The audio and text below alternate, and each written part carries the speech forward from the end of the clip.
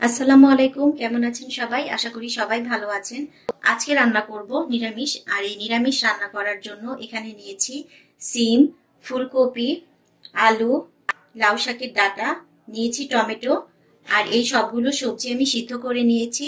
আর এখানে রান্নার জন্য নিয়েছি তেজপাতা, আস্ত জিরা, শুকনা মরিচ, পেঁয়াজ কুচি, কাঁচামরিচ এখানে মাঝখান দিয়ে কেটে নিয়েছি লবণ, হলুদের গুঁড়া, জিরার গুঁড়া, আর নিয়েছি আদা রসুন বাটা। আর রান্নার জন্য তেল নিয়েছি। তো চলুন নিরামিষ রান্না শুরু করা যাক।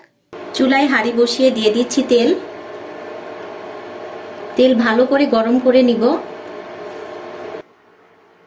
এবার ফোড়নের জন্য দিয়ে দিব জিরা, শুকনা মরিচ আর তেজপাতা।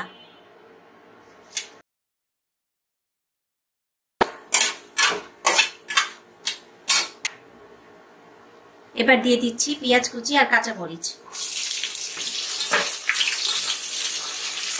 এখানে আমি পানি ব্যবহার করব না।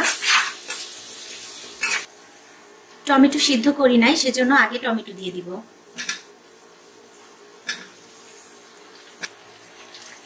দুই মিনিট পর বাকি সবজিগুলো দিয়ে দিচ্ছি।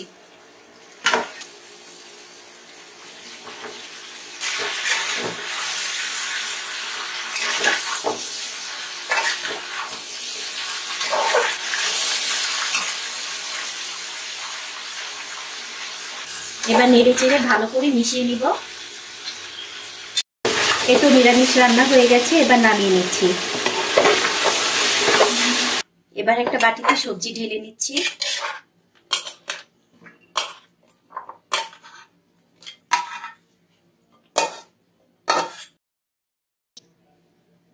এই তো তৈরি হয়ে গেল নিরামিষ রান্না।